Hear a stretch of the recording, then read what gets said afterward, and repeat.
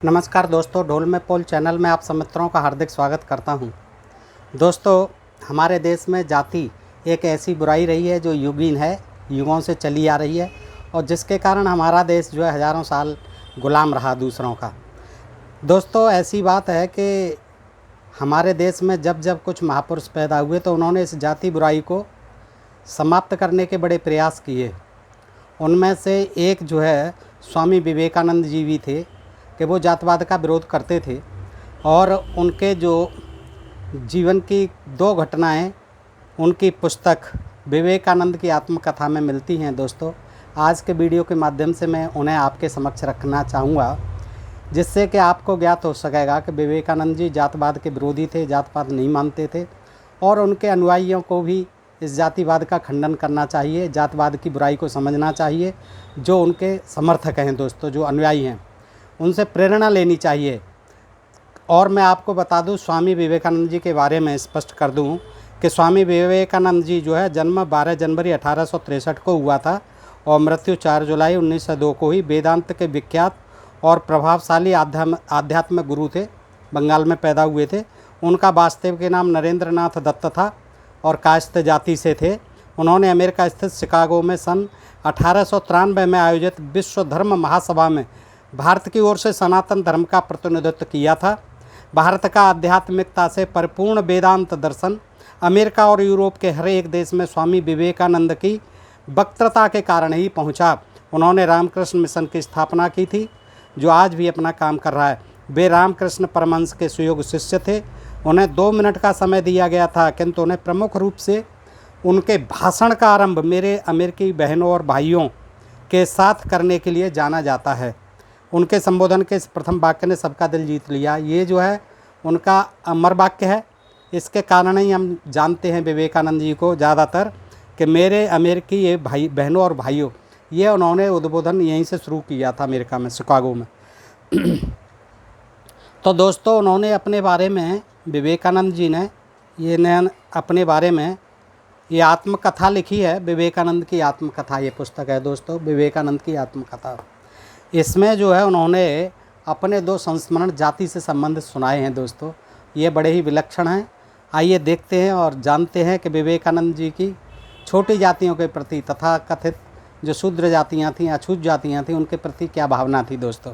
तो 2 छोटे उदाहरण हैं, आइए देख लेते हैं दोस्तों। कहते हैं इसमें आत्मकथा में कि एक दिन मैं पैदल आगरा से वृंदावन की ओर जा रहा था। पास में कानी कौड़ी नहीं थी। आगरा से पैदल ही जा रहे थे वृंदावन की ओर और वृंदावन पहुंचने में प्राय 1 कोस से ज़्यादा की दूरी थी। सड़क के किनारे एक आदमी बैठा तंबाकू पी रहा था। उसे देखकर मेरे मन में भी तंबाकू पीने की चाह जाग उठी। मैंने उस आदमी से कहा, क्यों भाई, ज़रा मुझे भी देगा? वह आदमी अचकचा गया। उसने कहा, महाराज, हम भंगी मेहतर हैं। संस्कार जो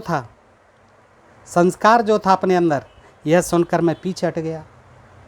जब उसने कहा कि महाराज हम भंगी मेहतर हैं, तो यह सुनकर मैं पीछे हट गया और तंबाकू पिए बिना ही मैं दोबारा चल पड़ा। कुछ ही दूर जाकर मुझे ख्याल आया, सच ही तो, मैंने तो संन्यास ले रखा है, जाति कुल मान सब छोड़ चुका हूँ। फिर भी जैसे ही उस आदमी ने अपने को मेहतर बताया, मैंने पैर पीछे हटा लिए। उसका छुआ हुआ तंबाकू में नहीं पी सका। यह ख्याल आते ही मैं बेचैन हो उठा। ये ख्याल आगे चल कर के उनको बेचैन करने लगा कि मैं सन्यासी हूँ और उससे सन्यासी होने के बाद क्या मेरी जाति, क्या कुल, क्या मान, सब कुछ तो मैंने त्याग दिया। और फिर भी जब उसने कहा कि मैं तो भंगी हूँ, मेहतर हूँ, और मैंने उसकी चिलम को पीने का विचार त्याग दिया, तो ये मेरा कैसा सन्यास, वो ये विचारने लगे। उस वक्त में 1 फरलांग रास्ता तय कर चुका था। मैं उल्टे पांव दोबारा उस मेहतर के पास पहुंचा। वह अभी भी वहीं बैठा हुआ था। मैंने जाते ही कहा, मेरे बाप, 1 चिलम तम्बाकू भर ला। मैंने उसकी आपत्ति पर ध्यान नहीं दिया। फिर उसने आपत्ति की, लेकिन मैंने अब की बार उसकी आपत्ति पर कोई ध्यान नहीं दिया। मैंने कहा, तम्बाकू भरा चिलम तुझे देना ही होगा। बेचारा क्या करता, अंत में वह चिलम भर लाया। मैंने आनंद के साथ धूम्रपान किया और वृंदावन आ पहुंचा। संन्यास लेकर जात वर्ण के पार चला गया हूं या नहीं, इसकी जांच करके अपने को परखना होगा। मैं जाति और वंश और कुल और मान और मर्यादा इसके पार चला गया हूं कि नहीं संन्यास लेने के बाद, ये तो इसी तरह से जांच करना होगा, अपने को परखना होगा। ठीक ठीक संन्यास व्रत की रक्षा करना कितना कठिन है। बातों में या कामों में एक बाल भी इधर उधर होने का उपाय नहीं होता। कथनी और करनी में अंतर नहीं होना चाहिए। त्यागी हैं, साधु हैं, सन्यासी हैं, उनको किसे जाति, क्या कुल, क्या मान, क्या धन संपदा, इसका सबका त्याग करके साधु सन्यासी बनते हैं। लेकिन दोस्तों ये विवेकानंद जी का विचार था, उनका आत्मज्ञान था दोस्तों। उन्होंने जो है जाकर के उस मैत्र की फिर चिलम को पिया। लेकिन हम जानते हैं कि ऐसा कितने ही साधु और सन्यासी तो सोच भी नहीं सकते, वो जातवाद के दम्भ में भरे रहते हैं दोस्तों। तो ये विवेकानंद के जीवन से उन्हें प्रेरणा लेनी चाहिए। और एक और दृष्टांत है छोटा सा दोस्तों उन्हीं के जीवन का, लिखते हैं आगे कि मैं भारत भ्रमण के दौरान एक स्थान पर अनेक लोग चारों तरफ भीड़ लगाते थे और मुझे उपदेश देने को कहते थे। जब भारत भ्रमण करते थे उस समय की बात है कि अनेक लोग घेर लेते थे उन्हें और फिर उपदेश देने की कहते थे। हालांकि यह विश्वास करना कष्ट साध्य है, वे लोग आते थे और लगातार 3 दिनों तक दिन रात में उन लोगों से बात करने को लाचार हो जाता था। वे लोग मुझे पल भर के लिए भी आराम नहीं करने देते थे। यहाँ तक कि मैंने कुछ खाया भी है या नहीं यह भी नहीं पूछते थे। तीसरी रात जब सब लोग चले गए, किसी छोटी जात का कोई दरिद्र व्यक्ति मेरे पास आया और उसने कहा, स्वामी जी मैं देख रहा हूँ कि आज 3 दिनों से आपने कुछ भी आहार नहीं किया, यहाँ तक कि गिलास पानी तक नहीं पिया, इससे मुझे बड़ी तकलीफ़ हो रही है। छोटी जाति के दरिद्र व्यक्ति ने अपनी संवेदना जो है महाराज से इस तरह से व्यक्त की, स्वामी जी से, कि स्वामी जी मैं देख रहा हूँ आज 3 दिनों से आपने न तो पानी पिया है न कुछ खाया है और इससे मैं बड़ा व्यथित हो रहा हूँ। उसकी बात सुनकर मुझे ऐसा लगा कि उस दीन आदमी के वेश में स्वयं भगवान ही मेरी परीक्षा ले रहे हैं। मैंने उससे पूछा, तुम क्या मुझे कुछ भोजन दे सकते हो? उसने उत्तर दिया, स्वामी जी देने के लिए तो मेरे प्राण भी आकुल व्याकुल हैं। आपके लिए मैं अपने प्राण भी दे सकता हूँ, लेकिन हमारे यहाँ की बनी हुई चपाती आप खाएंगे कैसे? मैं आटा दाल आदि ला देता हूँ, आप खुद बनाकर आहार कर लें, भोजन कर लें। संन्यास आश्रम के नियमानुसार उन दिनों में आग का स्पर्श नहीं कर सकता था, मैं चूल्हा नहीं जला सकता था। इसलिए मैंने उनसे कहा, तुम अपने हाथों बनाई हुई रोटी ही मेरे लिए ले आओ, मैं वही खाऊंगा। यह सुनकर वह आदमी बेहद डर गया। वह खेतड़ी के महाराज की प्रजा था, उसके काम करता था खेतड़ी महाराज के यहाँ। खेतड़ी के महाराज की प्रजा था, इसलिए उसे डर था कि महाराज अगर सुनेंगे कि मोची होकर उसने साधु को अपने हाथों पकाई हुई रोटी खिलाई है, ये जब खेतड़ी महाराज को पता चल जाएगा कि हमारे मोची ने मोची होकर और साधु को खाना खिलाया है, तो वे उसे कठोर दंड देंगे और मुमकिन है उसे अपने राज्य से निकाल दें, निर्वासित कर दें। दोस्तों ये था मोची जो खेतड़ी महाराज के यहाँ काम करता था।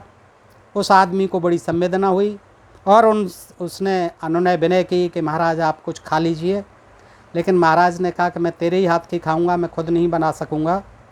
तो वो अपने मन में डरने लगा कि अगर कहीं महाराज को ये पता लग गया कि हमारा मोची इस तरह की गुस्ताखी कराया कि हमारे स्वामी जी को अपवित्र कराया, खाना खिला करके उनका ईमान भ्रष्ट कराया, धर्म भ्रष्ट कराया, तो हो सकता है वो मुझे अपने यहाँ से निकाल भी दें, अपने राज्य से निर्वासित कर दें।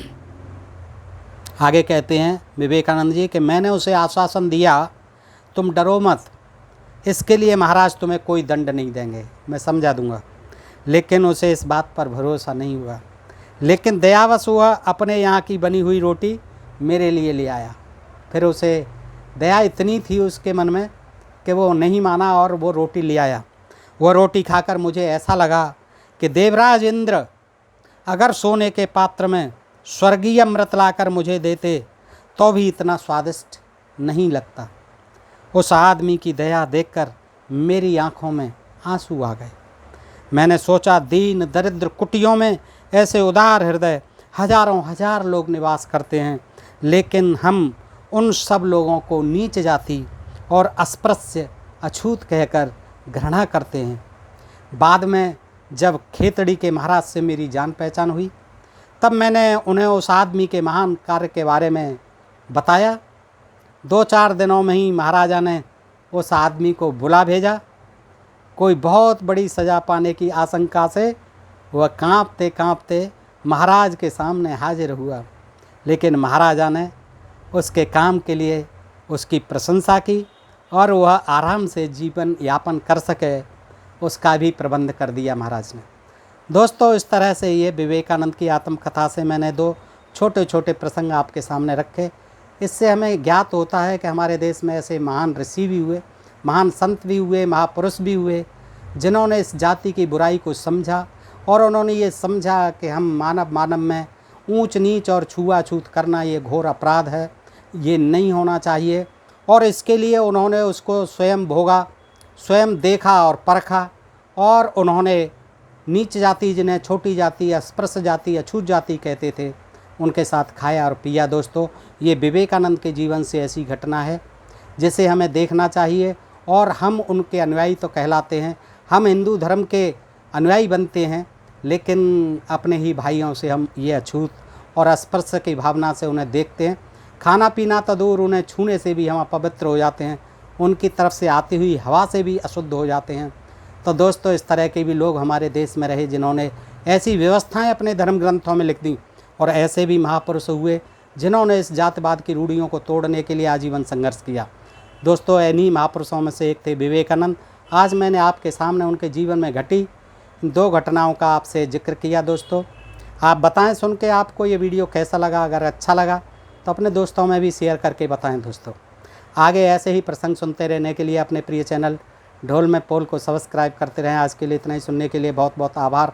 नमस्कार। जय हिंद, जय भारत। दोस्तों।